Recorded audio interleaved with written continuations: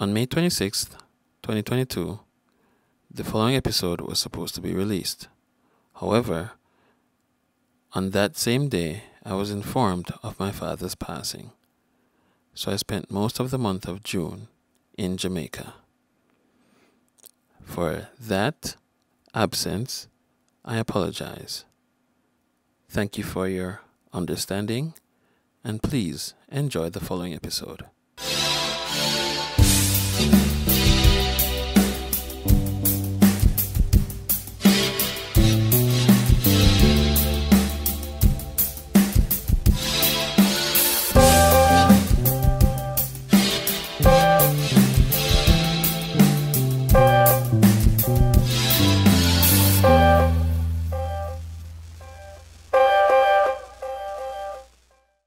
Hi, and welcome to another episode of What's It Like with YORX.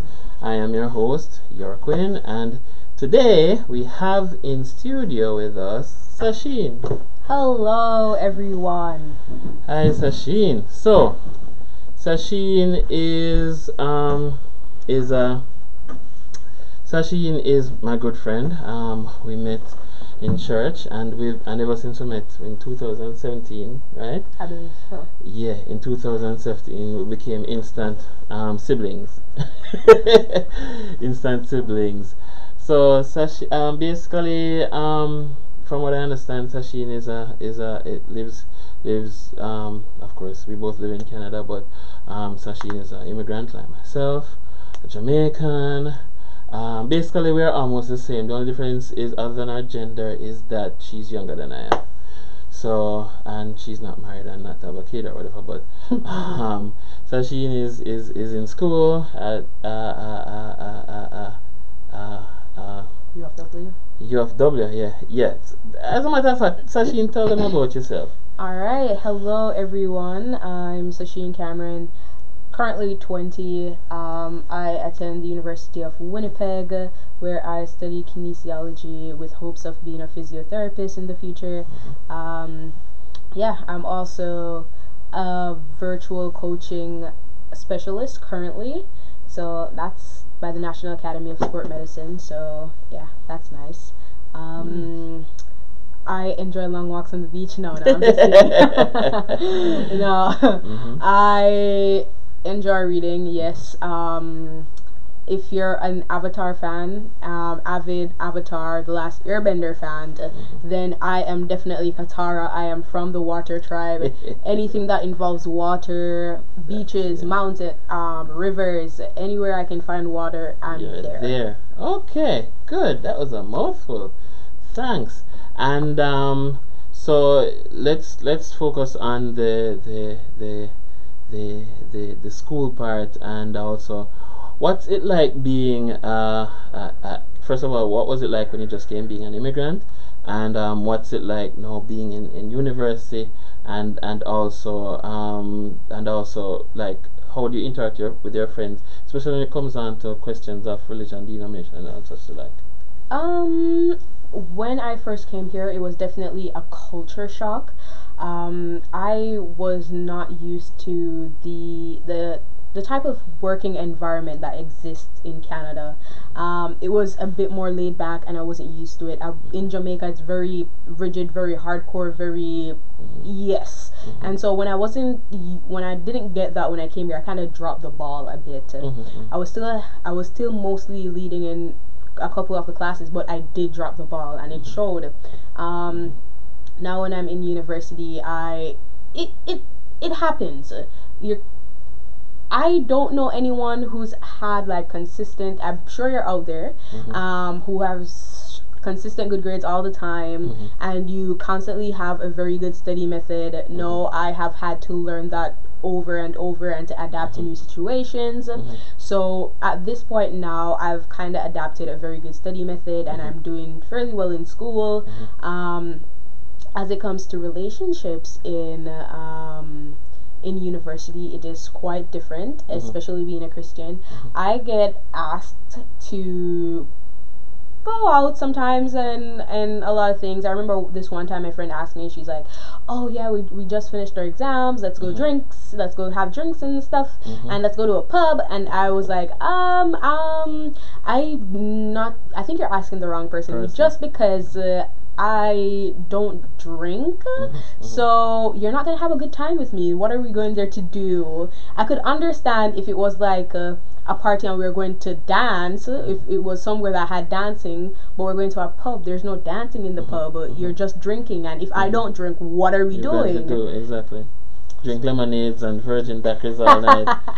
Yeah, but they want someone to take shots with, and I'm not into it.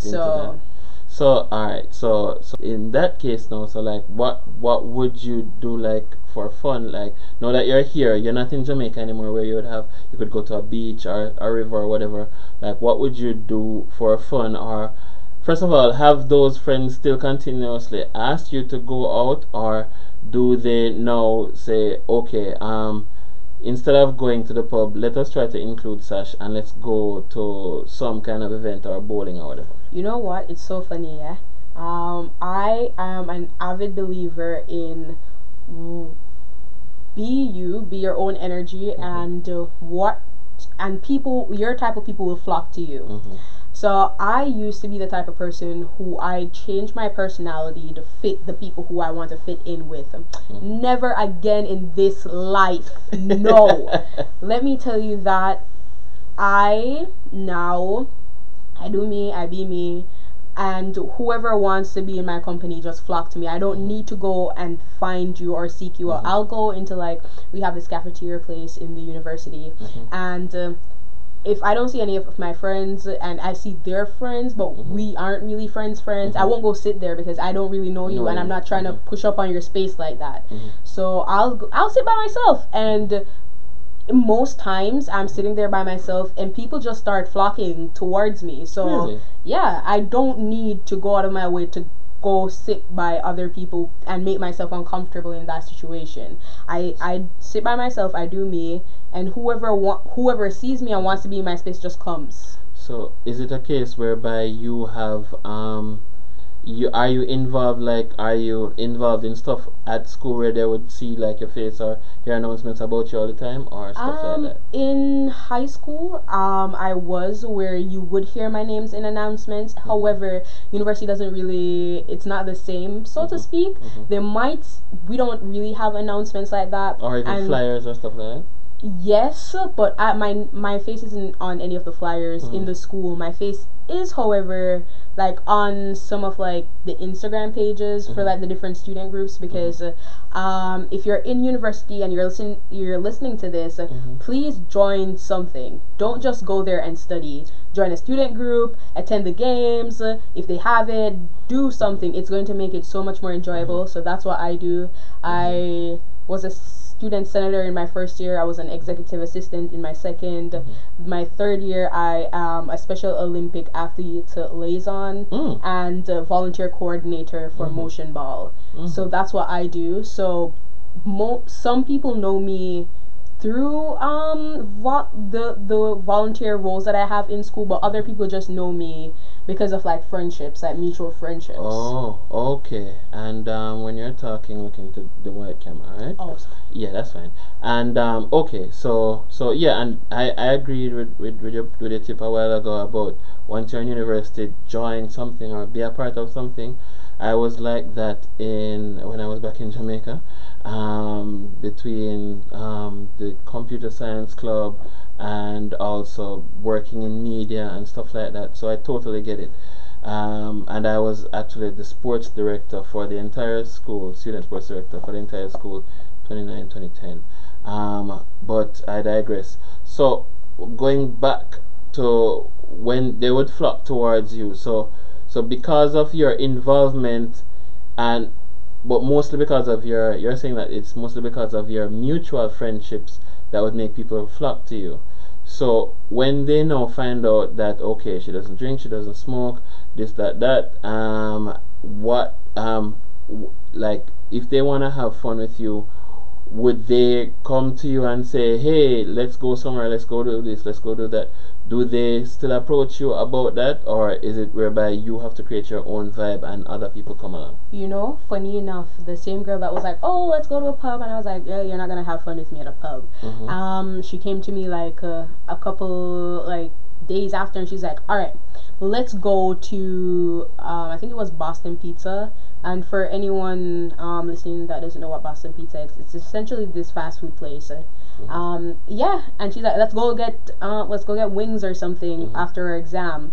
And so that's what we did. So and I've had many cases where people are like, oh, let's go do this, do that, and I'm like, I'm not really feeling that place. And then they'll come back to me and be like, all right, we can go do this, we can go do something different. So I do believe that I don't need to compromise. This is who I am, this is what I feel comfortable doing, this as opposed to doing that. And if you are my friend and you understand that and you genuinely want me to be in your space, then you're gonna make a space for that. And that's what they do. Most of my friends, or most of the people that I talk to, they yeah, that's what they do. Before we go any further, we want to thank our sponsors, Walters Weddings. Based in one of the world's best countries for destination weddings, that's Jamaica, and also we have offices in Canada, Walters Weddings is your go-to media company. Whether it's photography, live streaming, drone photography, or cinematography, contact our award-winning team at waltersweddings.com and talk to Tina. We're also available for weddings as far north as Canada to as far south as South America. Now, back to our program. So basically, you're saying that you would they would plan their events around you and your likes and try to come back to you and say, hey, all right, we know you're not going to want to go there, so let's go here instead. All right. Yeah. And are there times when you would create your own vibe, or you would plan something and then like some people would come to you and say, hey, I want in, can I come, or whatever, stuff like that? Yes, there has definitely been a lot of times like that. I remember this past week I was asked by one of the student groups because to be there to lead, to like take up one of their exec roles, and it's in 2 different student groups. Yeah, and it's like the 2 different student groups are kind of prestigious in kinesiology, in that it creates a lot of connections. It enables you to travel to different provinces for different events and stuff like that, and so it's very nice. And I remember I posted it on my story, and I was like, I don't remember what I did, but like I took a picture and I was like, and I had, I think Pushin P was playing, and one of my friends slid up and he was like, oh really, like if you end up taking like the position, like let me know, because I would love to be on your team when you create your team, because if you're one of the execs, you eventually help or create like the team that you're working with. So he did that, and he's like, oh yeah, for sure. And I remember other student groups I've been in where like we need volunteers and stuff like that, and I've like mentioned it in conversations, and my friends are like, oh for sure, you need people, we can be there, or you're going here with this group, or we can do that, for sure, like invite us, we want to do it too. And yeah, so there's been many times where I've like been talking about my interests and like what we're doing with the groups, and my friends want to be a part of it. Yeah, I hear you saying a lot about kinesiology. Kinesiology basically is the study of how the body moves, right? Yes. Okay, so basically, based upon your own vibe, basically, people would gravitate towards you based upon your own vibe. And that's very important, to create your own vibe. But my question is, have people ever asked you why, like the reasons for you not drinking, not smoking, stuff like that? Yeah, people have asked me why I don't drink, why I don't smoke. Yes, it is a part of the religion, but also I don't believe in doing something just because of like for religion. I feel like it should be a part of your core values. Exactly, I feel like it should be a part of your core values. Personally, personally, I do not enjoy smoking. Well, I haven't smoked, but like to me, it doesn't look enjoyable, and it's just not my thing, and so I just don't do it. And for drinking, alcohol tastes bad, so alcohol, it doesn't taste good to me, so I'm just like, I mean, mixed drinks, sure. Switch to her, Brandon. Mixed drinks aren't. Oh wait, I have to say that over them. Yeah. So wait, repeat the question. Yeah. So the question is, have people ever asked you why you don't drink or you don't smoke? Yes, they have, and yes, it is a part of the Adventist fundamental beliefs, I believe, but I feel like it should be because of something else as well. Your core values? Yes, I feel like it should be a part of your core values as well. Personally speaking, I don't find smoking enticing enough to try it. I haven't tried it, so I don't find it enticing enough to try it. And alcohol? And alcohol tastes bad. Like bitter.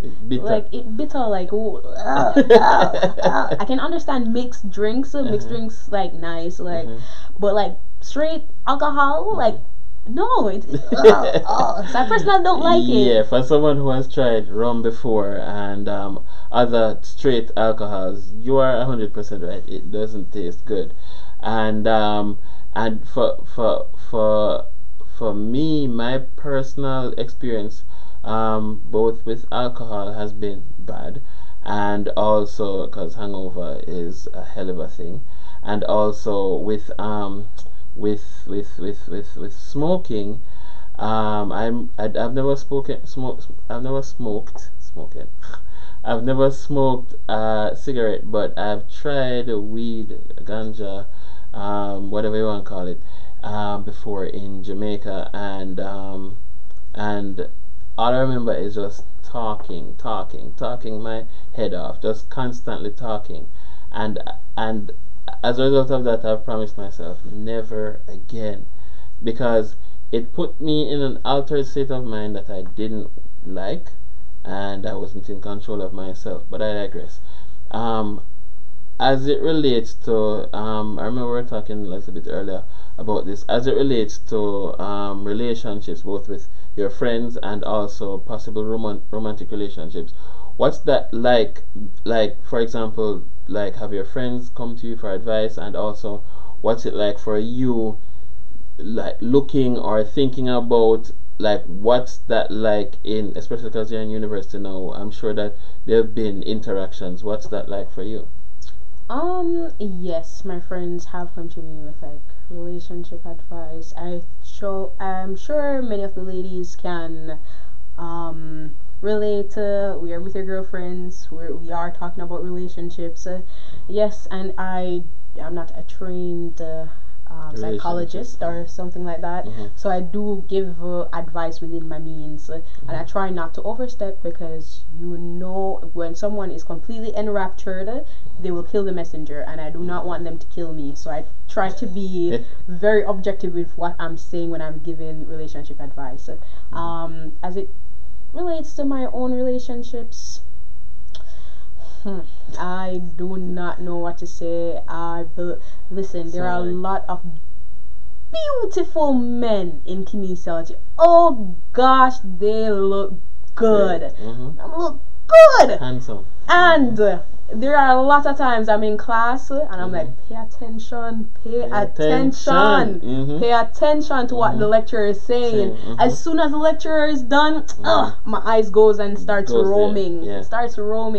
So definitely, and I do look and I do admire and I do pass out the occasional compliment. If I see a guy and he is beautiful and I walk past him, I'm like, I will, if I'm feeling the vibe that day, I will walk past him and say like, yo, you're looking really handsome. And I do this a lot, and I think it's funny, and they normally start to blush when I say it. It's the funniest thing ever. When I give them a compliment, they start to blush. But as it relates to sitting down and I like relationship, boyfriend, girlfriend, no, I can't really speak on that, because you've never had anything serious like that. Not me. Well, you're young, you have time, as they would say in Jamaica. For those of you who are listening, in Jamaica we say you are young, you have time. But so let's say, for example, I'm having issues, and imagine I'm your girlfriend, and I say, hey Sash, I'm having issues with this guy XYZ. You know him XYZ. What would you say, for example? Like, would you say, well, you should do this or you shouldn't do that, or what would you say? I would say, listen, I am not telling you what to do, because a lot of times when people are giving advice, depending on how they say it, it might sound like they're telling you what to do. So I always start out with, I'm not telling you what to do, because again, don't want them to shoot the messenger. So I'm like, I'm not telling you what to do, but If I was. but this is how the situation looks, and this might be the intended outcome if you continue down this path. And I try to say it sometimes as nice as possible, but sometimes when I'm explaining things I get too into it, and so yeah, I start to sound like a debater, so I try to say it as nice as possible. But I always start off with, I'm not trying to tell you what to do, and then I give the recommended advice. Okay, so has there ever been a case whereby your nationality or where you're from has had an impact, whether positive or negative, on how you interact with your friends or acquaintances, or how people approach you? Like, for example, have people ever asked you, are you Jamaican? Or have people ever said, are you sure you're Jamaican? Or stuff like that? Listen, I've had this. I went to was it basketball? I went to a basketball game at this university, and it was like a bunch of us. And we're sitting on the stands, and this game was real vibesy, and everybody was screaming. It was nice. After the game, I was sitting with my friends. One of my friends, she knew some guys, and they came over and they sat with us. At the end, tell me what I was talking to one of the guys. Tell me why this guy's like, are you actually Jamaican? I'm like, yes, I am. And he's like, no, you aren't. I was like, and he's like, you aren't, because you don't smoke weed. Oh, wow. Wow. Because they were going back, because I think they lived on campus, so they were going back to their dorms, and they were gonna go smoke, and he was asking me if I wanted to come. One, stranger danger, I don't know you, and I'm too paranoid to just up and go with somebody who I don't know. Somebody who I don't know. I'm very paranoid like that. Out of the blue, like, what are you going to do to me? No, too paranoid. I'm constantly thinking about those things. I'm not gonna go with you. Makes no sense. And then when he's like, oh, you're not into smoking, I'm like, no, plus I don't smoke. And then he's like, so are you really Jamaican then? You're not Jamaican. And I was like, oh, I mean, if you say it, I guess it must be true. And then I walked off, because I'm not gonna sit here and argue with you. You want me to pull out my passport? At this point, he wants me to pull out my passport. Jeez. So how did he find out that you were Jamaican? He asked you? He asked me. Oh, okay. You see, and that's the thing, I have had that before, whereby I was working in New York when I was in high school, so you know, the whole foreign work program, and I was there, and they asked me, York, are you sure you're Jamaican? And I'm like, yes. I'm like, why do you ask? They're like, but you don't smoke weed, and you speak extremely well. I can understand you when you speak. And I'm like, so wait, you think all Jamaicans speak bad English and smoke weed and are, well, not really Rastas, but that was basically the main thing that I got, because, and it is up to us now as a kind of a new generation to show them that, hey, all Jamaicans don't smoke weed. All Jamaicans don't talk bad, and also all Jamaicans don't curse bad words like a sailor on a ship. Well, back in the days, but I digress. So that's one of the things that I've had to encounter, just like you. So with that being said, what has been your involvement with church and evangelizing, whether it is telling your friends about church or about your relationship with God? What has that been like for you? Personally, I am an avid believer in your actions speak louder than your words. So I've never been the type of person to be like, oh yes man, the Bible, Jesus will come back tomorrow, and yes, and dole with him, and then quote scriptures on top of it, and then hand you a leaflet. That's never really been my thing. If they ask like what I've been up to on the weekend, like I tell them, and like most of my friends know that I'm Adventist, because when they want to do something on Saturdays, I have to explain to them that I'm somewhere else, and so we can do it like after the Sabbath, but like and so I explain to them what the Sabbath is, and like my belief system and stuff like that. However, I I they know who I am through my actions, and so it is through how I present myself. It is through how I show that I care, how I value them, how I behave, that they know that I am a Christian, and that they know that I believe in something else, and that I must be following some moral code for like the way that I am. I want to say. So basically, you are like the sermon. You be the sermon instead of preaching the sermon to them. Yes. Yeah, I totally agree with that, because for me, like a lot of times in getting into deep conversations with people, I've found out that most of the times what turns them off from religion or believing in God or stuff like that, just religion in general, especially Christianity, and to a certain extent, well, to one extent, Adventism, and I'm sure that this happens with, I'm almost sure this happens with some other denominations, is that people, instead of getting to know the person, or instead of getting to be the sermon, they come at them preaching from the get-go, and that turns them off. And what I try to do is that I try to be the sermon, and live a life whereby, whether it be my friends or stuff like that, that they realize and look, say, this person is different, this guy is different, this girl is different, and then they're curious and they want to know why or how are you so different. And I congratulate you on that, because yeah.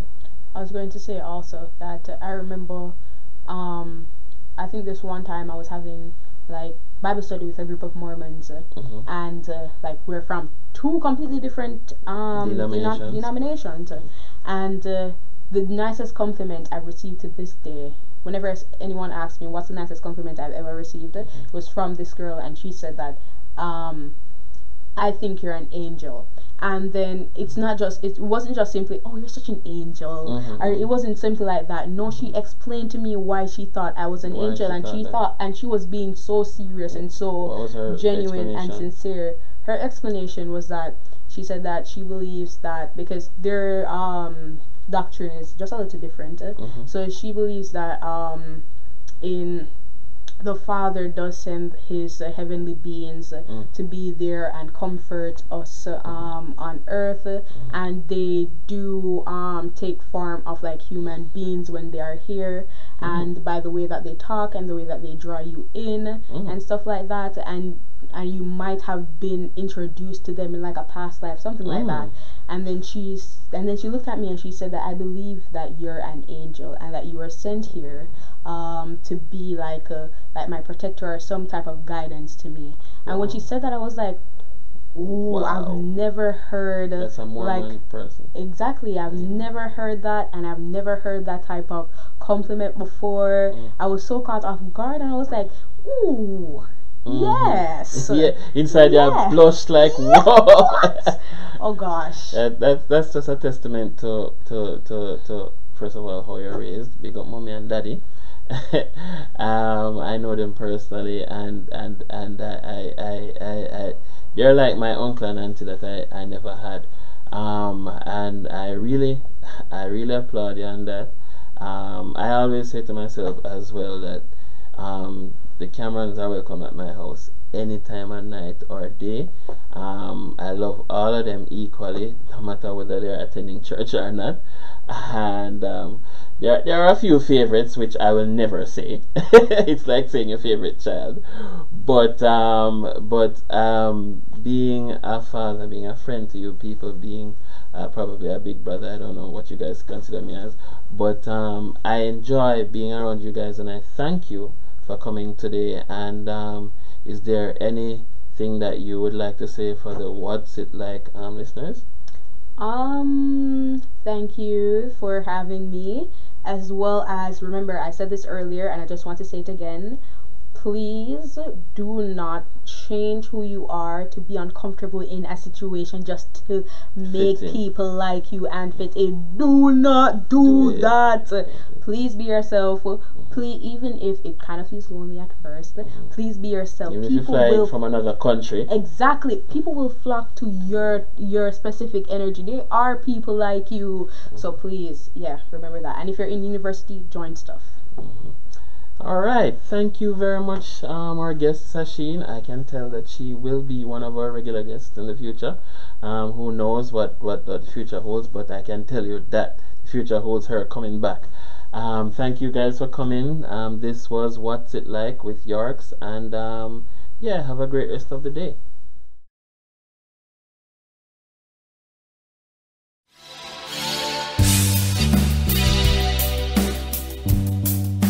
What's It Like with YORX is recorded at Imagine Studios with me, YORQuin. Edited by YORQuin. Produced by YORQuin. Music by Trilo XV.